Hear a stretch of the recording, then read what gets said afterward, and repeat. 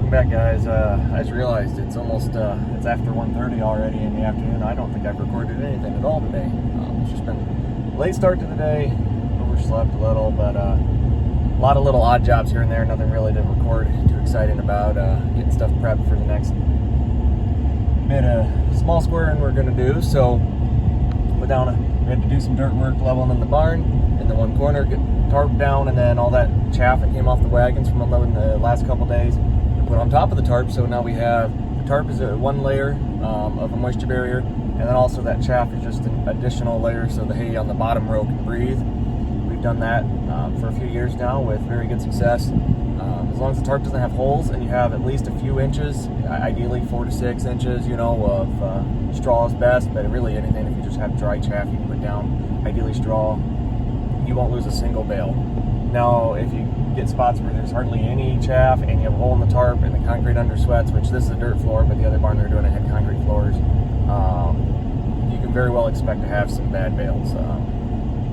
Usually molding, if you're not familiar with storing hay, the concrete will sweat, the hay will absorb the moisture, you'll have some mold or dustiness on the bale where it contacts that moisture. I mean, the whole bale itself isn't junk, but that bad spot is going to make it where it's going to very much limit who's interested in buying it, and then also hurt the price on that bale. So if it's an $8 bale, now instead of selling an $8 bale to horse customers, you're going to be, if you can find a buyer, it'll probably be sheep or goats or cattle, and it might be a $4 bale, maybe $3. Those bales typically it's hardly worth, and then sometimes you might not be able to sell it all for $3 or even $4. You might have to sell it for less. And we start getting under that $3 to $4 a bale, I don't even want to mess with selling it because it just puts bad hay out there.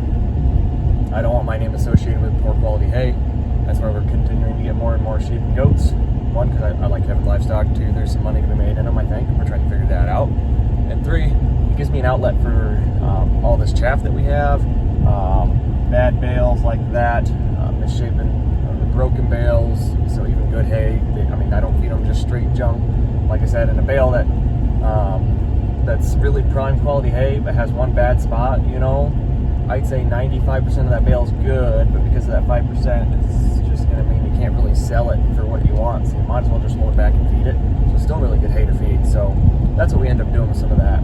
But anyhow, pulling a couple wagons, my wife's bringing the big square baler out. We're going to hit this 53 acres hard. I want this done today. I really, really do. I want to get into my next field tonight. But I've been saying stuff like that for a while where I want to get to this next thing, and we never even come close to getting what we want accomplished. It's already 2 o'clock. We'll see how fast this field goes before I get too ambitious and make plans that probably won't happen. So hang on here, guys, and we'll get some baling action here very soon. Hopefully the big square baler's fixed. We haven't run any. We had some of that old junky bale that was broken and got rained on sitting outside. We had like a big square bale break, or I think it was 2 of them. So I used the skid steer bucket and just made a windrow of that, thinking he'd be there in a couple days to fix the big square baler. Well, my text never went through to go ahead and get the parts ordered and whenever you have time to fix it. So I ended up calling him like 4 or 5 days later after he had looked at it initially and said what we needed. And he's like, "Oh, I never heard back from you." I'm like, "Oh, well, thought I texted you right away." So it ended up being like a couple weeks later he came out and got the baler fixed. But at that point we already had a couple inches of rain and that windrow sitting outside had been pretty junk. So it's still sheared flywheel bolt in that, but I think it's because it was such wet, just junky hay. We probably shouldn't have been baling, but I didn't really have any other broken hay to feed into it to see if it was, because what was happening was the brake on the stuffer was completely shot and it was just sheared flywheel bolt after flywheel bolt. I had like 10 of them in the cab and I couldn't figure it out. I was just making small adjustments here or there. I couldn't figure anything out when we were baling that triticale. And this is the first week of June, and this is now July 1st, and this will be the first time putting it out in a field. It's been a month since we've really used it, so let's hope it's fixed. Alright guys, you can say we got the baler. You can hear the whistle of the blower fan in the cab here. I'm trying to get the pressure up in the chamber. It was empty. I forgot to release the pressure, so the first couple bales are really going to be ugly. Usually they are when you have an empty chamber to start, but it's really going to be ugly when you have no pressure to start. So I'm just going to keep tapping that up. We're going to see if it's dry. It's a little tough underneath of the windrow. It's so dry on top, I'm hoping it'll average out. We're going to get it put in a bale here today and get a few bales knocked out. I'm getting my pressure slowly built up. We're about 700. I think I was wanting to run like 800, if I remember right. It's been a while since I've really done this and looked at the manual. I got the manual and the tractor here with me, so I'll take a look at that if I feel I need to, if I can't get the bale density set how I want. or if the bale's just, you know, like a good solid bale. That's what I'm shooting for. We just dropped a bale, so that's going to be an ugly one. I guarantee that. We'll just try and re-bale. It's hard to tell. I can't really see the bales in the mirror until they're way back. So we're getting some pressure built up, so we're just going to take it nice and easy, ease into this field, and then we'll hopefully go hog wild here once we get her dialed in. We'll see. Just dropped another bale. Looks like we got some dense bales here. I don't know. I don't like that. I might keep upping the density on it. It's not tight as I'd want. The moisture seems to be reading all right. What do we got, Allison? 9 to 2%. That's not bad. Wow. Look at all that leaf, guys.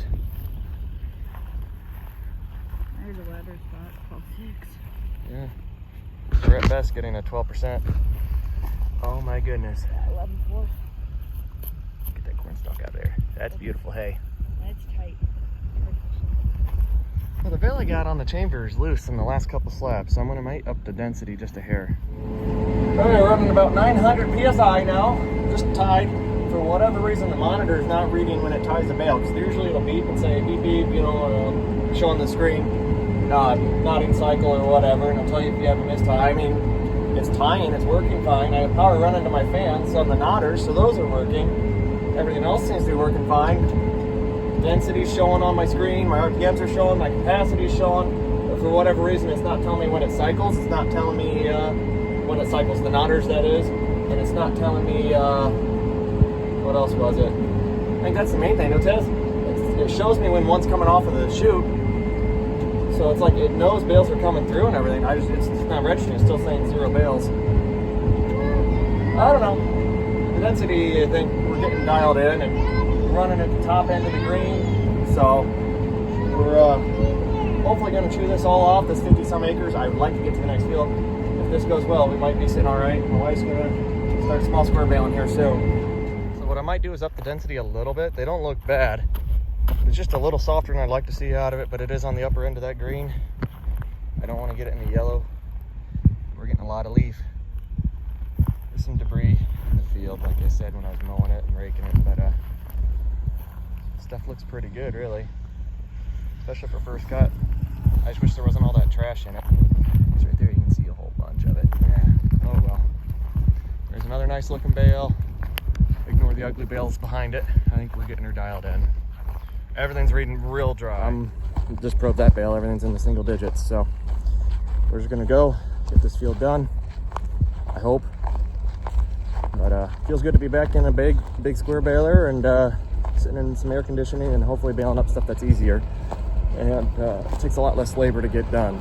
And at least we'll be knocking out acres a lot faster and not waiting on wagons and this and that. All right, just got out again.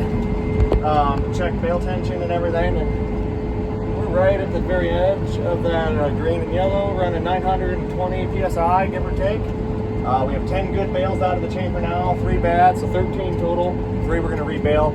So since it's not reading my bale count on the monitor, what I did, it's got a manual counter just like we have on the small square baler. Reset that to 0 and then just manually added the 10 bales we have in the field. And now we'll have a count on this field when we get done. I'll just have to get out and do it rather than stay in the AC. And then reset it when we go to the next field. Not the end of the world, could be much worse. We could be bucking bales. The kick baler saves a ton of labor. Don't get me wrong, there's still a lot of work involved in what we're doing. But so much better than what it used to be, so much. I don't know where my dad went. He brought out a set of empties. Looks like he left the one loaded that was out here from last night, but he's kind of pretty good about just not communicating the best and going off and doing whatever he wants. But I appreciate the help nonetheless, but there are times where it's like, it'd be nice to know what's going on. I'm not trying to say you gotta be helping all the time, but maybe just let me know. Taking off would be nice, but okay. So, no, he's a huge help, and grateful for every bit of chance we get to work with him. It's just, yeah. But my wife's out kick baling. I don't know if you can see her way out in the distance. I don't know if the colors are blocking it, but here we go. We're feeding this in. I can probably go 8th gear even. It's a little thinner on this outside path along the sweet field. 8th gear puts us about 4 miles an hour, and I'm sure it can be going much faster, but we'll go to 10th or 9th gear. What the heck?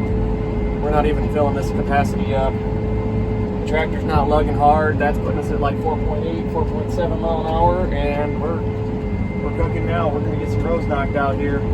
So there's a bunch of foxtail. This is the north end of the field. I wanted a big square bale, like outside 3 or 4 rows. I mean, I'm not sure how much of this field we need a small square bale, but I definitely wanted the north side of this in big squares because there was that foxtail pressure we were seeing. And you're not familiar with horses or horse hay, foxtail, apparently, and I've had a few people who've had issues with it, but I'd say 9 times out of 10 it's I don't want to say it's a rumor, but you know, some of this I wonder if it's just something that one person had a bad thing with, wrote an article in a magazine, and a bunch of horse people read it and then spread that like wildfire. But the seed heads on foxtail, if it's mature, apparently, in some horses, maybe older horses predominantly, I'm not sure, it'll get stuck in the gums and cause infections. So when people hear foxtail, they just run the other way typically. So it's a hard hay to move when you have that, especially in a small square bale. Now big squares, shoot, I can feed the big squares to this that have the foxtail in it, or I can just sell them to somebody with cattle, and it don't matter. Foxtail, I've heard, actually tests pretty good as far as the quality of feed. It's just you got to have the markets for it, and the small squares, we're not chasing the markets that would buy it. So that's why we're doing what we're doing. Well, this stuff looks pretty darn good. That is some nice alfalfa. Lots of leaf, but there's that trash right there. But all in all, it's pretty good stuff, I promise. The one side of the bale, because it is this dry, gets to be kind of coarse looking. If you get to the good leafy side, you know, it's really good hay. We'll see what we can get baled up here today of the small squares. I think that tractor's starting to get a little warm. I'm getting about, looks like 5 bales per row. Let's take a look at these bales we got in the chamber here and see how it's looking. The tractor can cool down a little bit anyhow. I stopped it because Luke wanted to ride in the small square baler, so it's not that hot quite yet, but a lot of debris you can see in this particular bale. All in all, it's still decent hay. So we'll probably be going a little faster. We'll jump up to 6th gear and get that capacity up. Not loving how that's getting a little on the warm side. It's not terrible, but definitely something to keep an eye on. Well, it seems to be clicking along pretty good. I feel like we got a lot baled already. I mean, look at all them big, beautiful square bales. There's still a good amount to go, but I mean, if this keeps rolling the way it is, I don't see any issue with getting this field done tonight. I wish it was reading how many bales we had. Not that it's the end of the world, I'll find out when we're done. But yeah, I don't know. I bet you we're probably over 35 to 40 bales right now. We're averaging, I think, this row here, you can see 3 in already. There's number 4, so it's about 5 bales per row, give or take. Well, I thought I'd address a couple things here. If you haven't watched the video yesterday, or if you're watching this in the winter and not watching everything in chronological order, which I don't do when I watch others, we got stitches yesterday, and well, the ring, not my hand, my ring wedding band got caught on the door handle or something to that 6125, the white. I was just getting in a hurry trying to swap wagons in and out, you know, like I've done 100 times swapping back and forth between wagons. You know, you open the door, you kind of use that, and then you go down 2 of the 3 steps and you jump off the last, skip it, you know, and just in a hurry. And my hand got caught up, the ring did, and it just yanks your arm right up and partially degloves it. Oh man, that wasn't fun. To be honest, the adrenaline kind of kept me good for quite a while. I hardly felt it until they were using the stuff to clean it in the hospital there. But almost immediately, I got the wagon hooked, that's what I was doing. But almost immediately, my vision starts going blurry. I'm trying not to pass out. Slow down here. Trying not to pass out, and I got the white. The AC is barely keeping up. It's really hot in the cab. You can tell it's hot in here too. This isn't keeping up the best in here. But especially it was warm in that white yesterday, and I got my 3-year-old with me, and he's right here in my face, asking me 20 questions, blowing hot air in my face, and I'm just trying to, you know, stay awake. You know, I called my wife right away. I'm like, hey, I'm gonna need a ride. You know, let's drop the kids off at the in-laws. My mom will pick me up from the hospital. You just drop me off, and you keep bailing. And but man, I think it was like 10 minutes, and everything's still blurry. I'm just probably not too far from passing out. It's not really because it hurt or by any means. I'm sure it would have if there wasn't adrenaline. I don't really know. This doesn't happen often to me, I guess. But this is the second time my ring got caught. 3 years ago, we were baling straw. I was fixing some round bales and some straps on the trailer and climbing down the ramps on the trailer and got it caught up. Did the same thing. 7 stitches then. I think 5 stitches this time. I don't think I'll be wearing a wedding ring anymore. I don't think it's really worth doing this again. So that happened. Golly, look at that stuff. Holy cow. It just stinks. There's all this trash in it. But that's some really, really nice first cutting. Let's see how many bales we ended up with. Oh, this is hard with my bad hand. Looks like 60 on the dot. All right, that ain't bad. 60 bales, we get that picked up in about 3 loads. Not even 3 loads, just 2.5. Well, my wife's back there, small square baling. I'm going to the next field. Jeez. And she's got enough here to finish baling and do how many bales we want, but honestly, I think I baled too much. Got 60 big squares. I probably should have stopped a few rows back. I wanted about, 17 or 1,800 bales of this. Small squares. That ain't the end of the world. With that trash in it, probably ain't the worst thing to have some of it be in big squares more so. Get our 4-ways on and start heading down the road. She's gonna finish baling this field. She's got 1 empty wagon left. And then she's gonna haul wagons and start bringing a couple empties back. They're unloading hay right now at the barn, I think. I don't know. I'm gonna go start the next field. Well, I'm about done with my first pass around the outside of this field. Got looks like 3 bales dropped off. I'm gonna get out here soon and check moisture, even though I don't think I need to. It's dusty, really dusty. I'm just curious how much color we actually have in this hay with how bleached it looks on top. I think it'll turn out all right, but I guess we're gonna find out when we get out and look at the bale. But I want to knock out 2 or 3 more bales just because I got some grass in the chamber. The outside row along the ditch was all grass, so I know I got 2 bales of grass. I baled. I might have dropped 1 right there, so I know I got to get 2 more bales dumped out before I can check and see if the alfalfa is actually running. All right, let's take a look at some of this hay here in the chamber. Looks like a pretty good dense bale. Holy cow, there's a lot of leaf in there and there's some decent color. This stuff might actually make some all right hay after all. You can see on the ground the yellowing. It's starting to, I don't want to say kill, but you can tell it needed baled. This stuff's so dry. Let me get my good hand. All right, let's see. So that in 6, 5.6, 5.8. And the other test, you go in through a couple slabs, you can get maybe 13, 14, 7. I think we're gonna run it. 5. Honestly, this could be a lot worse. I think it looks pretty good with how mature it is, how much bleaching we have on top of the windrow. It's all right looking hay after all. Oh, I forgot to turn my lights off when I got here. You look at the slabs, like that one's kind of ugly. For sure, that one's pretty ugly because that outside row had a lot of this like wiry type grass in it, so that's why that one's so ugly. I'm hoping the rest of the field's more like this guy, because that right there, that's some really nice hay. I mean, I guess let's probe it here, see if it's 9.2, 6.5. All right, let's go shut off our 4-ways and start baling. I feel like we're finally getting a little somewhere now. See, we have a good chunk of this field knocked out. I don't know, they'd probably call that about 3 or 4 acres there. And we've gotten a decent amount here inside the field baled. One downside is this message has come up a couple times and it's not sheared, so I'm just gonna keep baling. The only downside of that is it kind of covers up my capacity, so I'm just gonna run 7 here. I know that's been pretty consistent that it can run that without issue.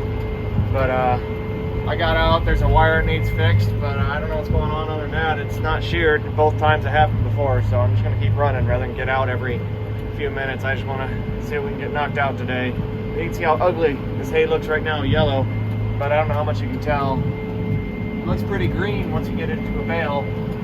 I'm really happy with how it's turning out, honestly. With all things considered, it could be a lot worse. Nice looking bale. I don't know how many we got. This part of the field is done. This is a 40-acre farm here. There's a big ditch that intersects it, and there's three. It's like it splits the field into three. There's the smallest section. This would be, I'd say, the medium to large, and then that's the large. We're gonna go across a ditch here and go to the biggest field and start in on that. It's about 7 o'clock right now, I think. I'm thinking there's 60 or 70 bales out here. Last I got out, my mom came out and ran me some cold water, some extra ice and stuff. I was running low on water. I think I went up and checked. It was like 45 or 49 bales, and I still had quite a bit left to bale. So there could be 80, but I'm going to guess 60 to 70-ish. Definitely under 100 and more than 50, I guess. I don't even want to guess what's out there. I still don't know how many acres each of these fields all are. Like I said, just it's a 40-acre total. So I think he figured about 36 tillable on this farm. I think this field here could be upwards of over 15 acres if I had to guess. Maybe pushing 18 to 20. But if that one's over 20, that means this can't be 20 because we still have the small one. So I'd say that 15 to 18 acres here, and that one might be like 20 to 25. I don't know. Maybe I'm way off. None of that math is adding up, I guess. Here we are. We're getting into it. There's the older one. Here we go. So this is a lot of, I believe that's brome grass along here. So we got one row that's just grass, which is actually some really nice hay. So I didn't break that together with the alfalfa, which I could have raked those two together, maybe had an alfalfa grass mix. But I'm just going to bale it separate, and we'll see if we can sort those bales out. See if we still have a lot of hay in this field. At least we got that guy done. This whole place sure looks like more than 40 acres, but it's deceiving with that big ditch going through. It's hard to tell. I should be going a lot faster. Grab another gear. This field's pretty inconsistent. It's really thin here, and then it gets really thick as you get up on the west end. I feel like we've really knocked a lot out here today. I don't know if we'll get her done, but I'm sure going to give it a shot. We still have that corner 1 acre patch, plus all of that to do, and the sun's already, looks like it's dropped down below the horizon, so we're going to be fighting a battle here against dew before long if we have a dew that sets in. And 85, 95% humidity all week. Highs above 90 to 95 degrees. It's been miserably hot. It doesn't seem like the dews have been anything too terrible. So maybe, just maybe, it'll take a while to set in and we can get this done. I'm not quite sure how to gauge how much time it'll take to finish, but I definitely feel like we're moving through it pretty good right now. Only going that fast because it's a thin spot. We're going to drop a gear or two as we get into this thicker stuff. It hasn't really registered yet on the capacity. Watch that. Oh, there it goes. Now it's on. Also got to watch the pickup. This thing has a tendency to plug every now and then. And the weird thing is, it doesn't necessarily plug when you slug it. It plugs when just an accumulation of piddly little stuff kind of builds up, I guess. And then it just plugs it. It's really a weird thing. Right there is about the speed we're going to go to finish off the row. Been running a lot in 7th gear, about 3 miles an hour. You know, maybe we can go a little faster, I guess.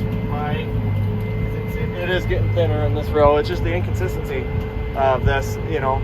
So now we'll go up to 8th gear, 3.9, 3.8. Maybe even could be going faster, but I hate to unplug this. What you gain in speed sometimes you end up losing because you end up plugging, and only one good hand. I certainly don't like unplugging this. I've done that 3 times today already. Really like to avoid it. So what we're doing here, I'll skip 3 rows, shoot in on the 4th, and then come in on the outside, and then the inside, the outside, inside, outside. So basically I'll every time I do 8 rows, I shift over into the middle of 8 rows and then split it. Then I have plenty of room to turn around because I didn't leave very big headlands on this. But it allows me to just keep moving across the field really effectively with the turn radius of this tractor. The only downside, which it's not as bad as when you're actually raking with an offset rake where you have to go around more or keep splitting the field, is now here I have this row, my next row is going to be 4 rows in. So you have a little bit of deadheading where you're not baling, but it's not a huge loss of efficiency, I don't think. It's a lot better than binding up your PTO and making these super tight turns. So we'll just grab a few gears, go a little faster, count off our rows, and then shoot in. Well, if there's any absolute truths in this life, the one thing I can promise you is, one of them is, if you're big square baling, like headlands or around any like weird obstacle and you got other rows around, it'll always drop your finished bale in the worst spot possible. Always. That's one nice thing. One nice thing about round baling. That and how cheap round balers are in comparison to big squares. The horsepower required, the maintenance. Otherwise, I like the big squares for the marketing, the stacking, the storage, the hauling, a lot of things. Really nice. But round balers are nice. You can kind of pick and choose where you want to drop it. So sometimes if we have both in the same field, I'll bale headlands off with the round baler. So what I'll do, I'll get to a spot where it's like, all right, especially if the rows, it's like later cutting and the rows aren't super close together, like rake double or quads or something, then I can just either speed up a little bit and jam more hay in, or stop prematurely, or just back up and put it between the rows kind of at the headlands, or if I have the outside pass enough, I can just back up and drop all the bales further to the edge of the field, different things like that. But the big square baler just drops them wherever they're made. That's the one downside of this thing. When you're in the field, that's about one of the few downsides, I guess. I really do like this machine so far today. It's been chugging along, probably a little over 100 bales or so in this farm right now, plus the 60 we did earlier. By the time we get done, I think we'll be about 180 bales on the day, which isn't bad, especially for a really late start. Had I gotten started earlier, it'd be a different story. Probably be about done baling by now, and not be worried about the dew. I guess there ain't a ton left, but we'll see how things go. Look how convenient that is. That's really handy. I think I can push it out of the way with this. I don't have a bale spear on. Didn't want it to go down the road and be in the way and all that stuff, but maybe I should have brought one with me. Oh well. We'll just push that bale out of the way. Maybe not. I might have to come in and push on it from the side. Let's back her up. Alright. Whoa, that's a little fast. Push it on this side. Slow her down. Yeah, this works. We'll just do this.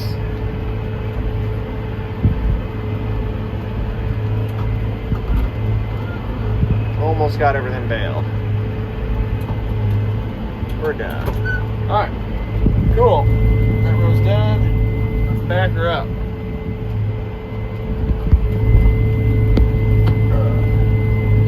Still have a little bit left in this field. By a little bit, I mean one row. Alright, that row right there. Get repositioned here, and we'll finish this field up and go, well, I guess finish this part of the field, because the next part's still part of this field, but then we'll be done for the day. It'll be probably 10:30 by the time I'm pulling out of here, I'm guessing.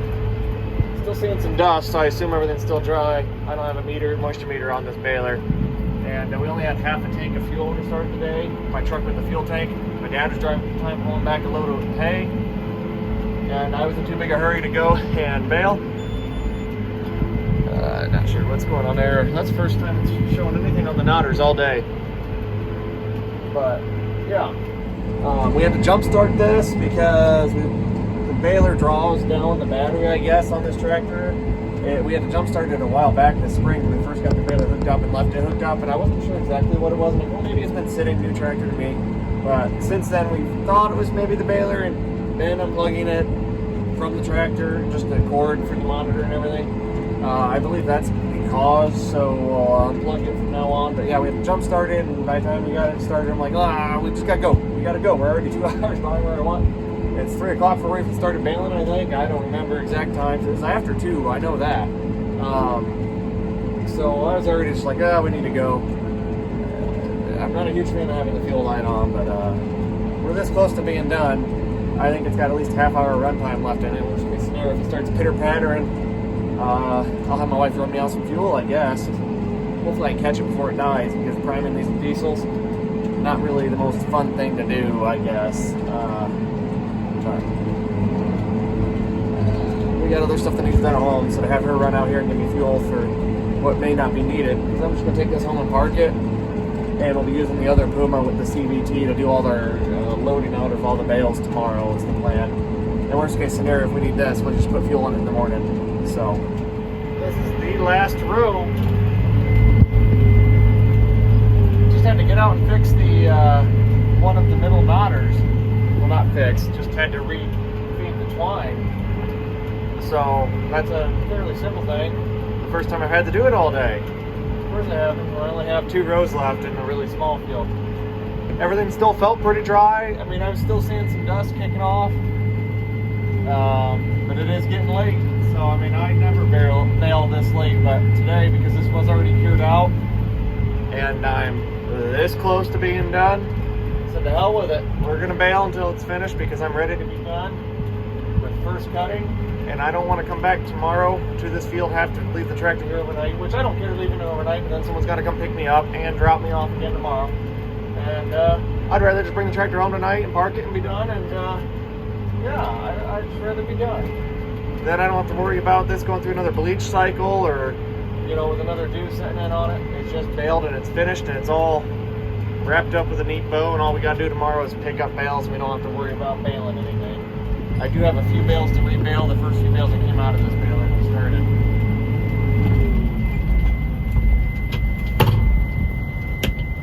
Alright, PTO's off.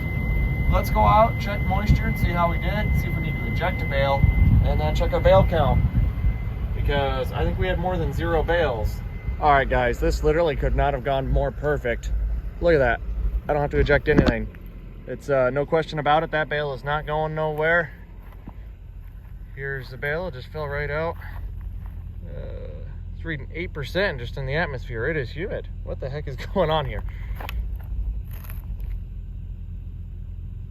Well, I mean, being a dew moisture, let's check here again. I like to say 12% is where I want to be under. I think we got it in under the wire. Definitely is a lot stickier now, like the probe's harder to go into. Even 13, shoot, that ain't bad. A dew moisture is a lot different than a stem moisture because this will not get wetter. I mean, I'm not saying it won't sweat and all that stuff, but if you bale too wet with like a stem moisture, like 16, 18%, you go and probe the next day, you're gonna see that spike up pretty good. It's going from this way. And ignore the knot, the string. Like I said, I just got that rethreaded. 11/8. I am happy I finished baling. I didn't get out and really check anything. I was just going off of how much dust was still kicking off, so cool. Really, really happy with that. Let's see, do we have a string on this one? Look at that. You guys count it? 1, 2, 3, 4. I was never really good at math in school, but let's see what we got. 12, 2. I'd say that's a successful day. Look at all that leaf for a really mature first cutting. That's pretty good. So now, let's see how many bales we got on 36-ish acres. 128. Not impressive. But, hey, it's 128 more bales than we would have had otherwise, I guess. So, yeah, all right, let's take it. Well, I think I'm ready to go home, throw a frozen pizza in the oven and watch MASH. I got a chicken bacon ranch pizza, just calling my name. Last night was Philly cheesesteak pizza. That wasn't too bad. Had leftovers of that for lunch, so I'm not the best at stopping for meals today. It just so happened we were going by the house around noon, grabbed a coffee, a couple slices of pizza, threw them in the microwave, reheated them, and we're doing all right. This is just awesome having this field done. That's 90 acres today. 90 acres, folks. 90 acres baled. And I know a lot of it's really low tonnage. We're talking like low yield, second cut type tonnage, lower end yield. I don't think this is I'll have to do some math, but if I had to guess, it's barely a ton an acre, maybe a little over. 128 bales times, call it, I don't know what these weigh, 850 pounds maybe, divided by 36 tillable acres. Whatever it is, it's not impressive. I like to think good alfalfa can hit at least two. That's kind of the expectation of first cut that I have my expectation of 2 tons an acre first cutting alfalfa, and this year mine did 1.5, And with good alfalfa being able to hit 2.5 ton an acre, maybe more if you got really a lot better stuff than what I see in my area, but I think 2.5 is kind of the top end. You figure about 50 pounds small square bales. 100 small square bales is a good figure for really good first cutting. 80 isn't bad. 80 would be 2 tons. 40 bales per ton and 50 pounds a bale. But nothing too impressive on this first cut here. But you know, even last year, shoot, 40 acres was a big day of mowing for me. Big day of mowing. And I mowed this 90 acres that we baled today in one day. In the morning, really. I think I was done by like 2 o'clock in the afternoon. No, it was probably like 3 o'clock. It was like 3 or 4 o'clock in the afternoon, but still. It wasn't like I was mowing from 8 a.m. to 8 p.m., you know. Not even a full 8-hour workday, and I had 90 acres mowed between 2 different fields, plus, 15 miles of road time. So that's just unheard of for where I was just a few years ago. This is our 5th hay season. We started with an Oliver baler, you know, an old new idea 5209 disc bind on a white 2105. The only thing we have left from our first year farming would be the round baler, the BR 7060, the New Holland 4x5 net wrapped round baler. Everything else we've sold off, traded off, mostly sold off and replaced with better. Had an Oliver bar rake. We had an Oliver haybind, 129 haybind as a backup mower. I hated using that thing. It was slow. It didn't have the best teeth in it, knives, whatever you want to call them, the serrated knives. It's a sickle bar, you know, sickles, whatever, sickle sections, whatever you want to call that. It didn't have the best sickle sections. It didn't cut great, and it was just slow, and I hated using it. But that new idea was having had enough gremlins of his own. We definitely pulled that haybind out more times than I wanted. A few times a year, I think, when the disc bind would break. But we had that Oliver 62T. Following year got a 7010, which is kind of a rare model. Most of the biggest ones were 720s. Then they had a 520 and a 620 model, respectively. Then I think after about halfway through, was that year 2 or 3? I think I went to the 570 New Holland. I think that was year 2. Halfway through that, both the Olivers had issues. The flywheel clutch went out on the 62T. I had timing issues and a bent hanger arm on the 710. And I said, enough of this. I need a baler to depend on. We bought the pick baler, the 570 and 4 wagons. I don't remember what we paid for that, but I've never looked back from there. I've been kick baling ever since, and I want to get away from that eventually now too. But we're starting to outgrow that. But I think year 4 we had a 570 and 575. The 575 was really, really, really worn out. The thing was kind of a piece of junk, to be honest, but I bought it really cheap. I'm like, this would be nice to have a backup, something with a wider pickup to do the straw. We've sheared so many flywheel bolts because the bushing in the flywheel was out on that 575. I don't know, I swear we'd be shearing 4 or 5 shear bolts a load of small squares. So that was impressive how many shear bolts. And we're using just generic ones from TSC because it's too cheap to buy the New Holland branded ones and then go and shear them on this baler. But we got through straw with that. And then last year, we went to the year with that BC 5070 with a New Holland kicker.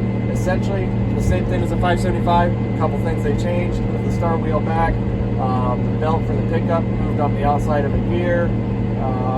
Maybe a longer bail chamber, I'm not sure on that.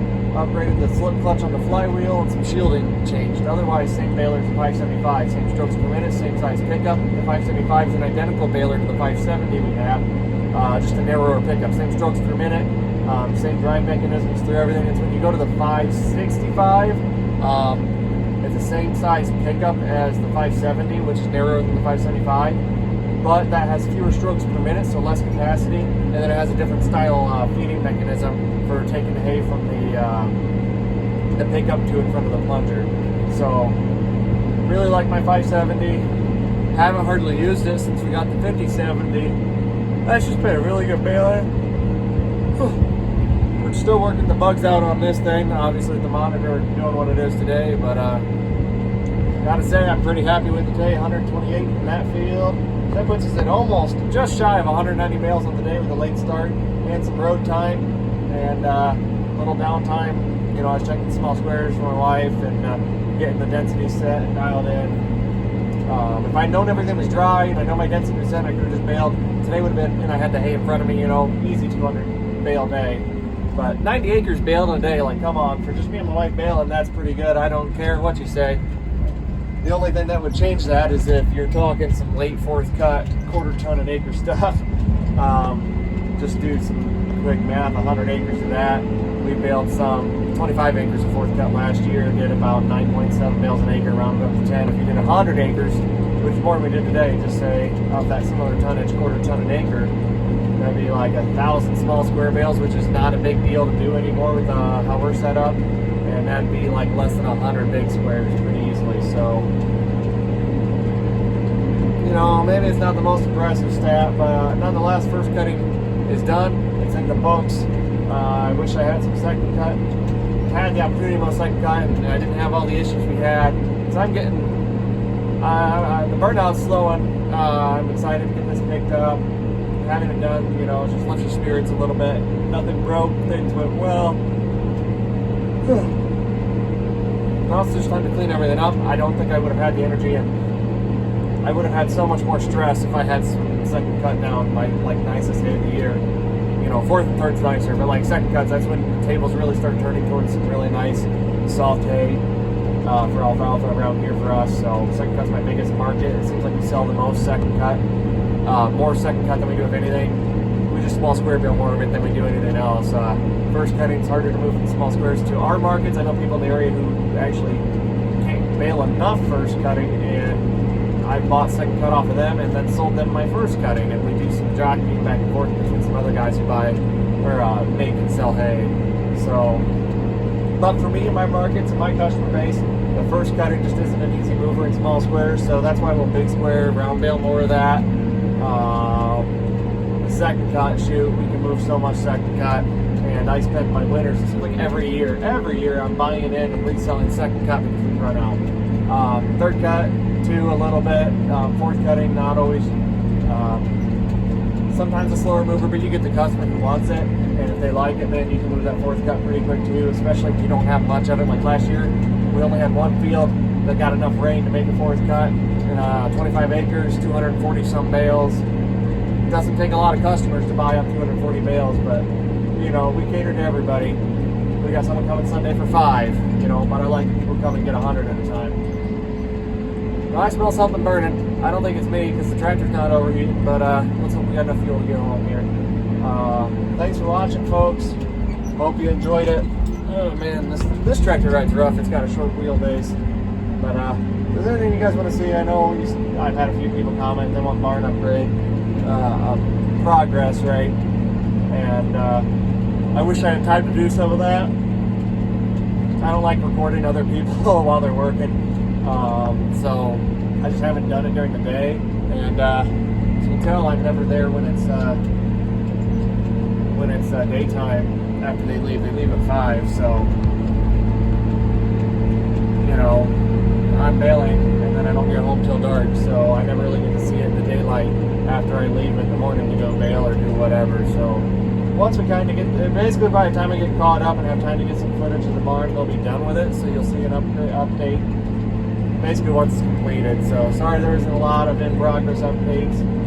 We've just been too busy to get into that. Some of that. I helped a couple days with construction on it, so that was kind of neat to be a part of the process. All I was doing was like pre-punching the holes in the metal and helping hand it up to the guy on the left to go up on the roof and whatnot. Did that for about a day and a half or so. But I haven't been very involved since they started the siding and the doors. So I'm getting tired, so thanks for watching, folks, and yeah, I'll just keep doing what I'm doing. It seems like you guys like it, at least a few of you do. If you don't, I guess you ain't gotta watch. So but yeah, if there's something you want to see, we'll just keep showing you what we're doing. Well, in case you were wondering, I did make it home. Probably had plenty of fuel to spare.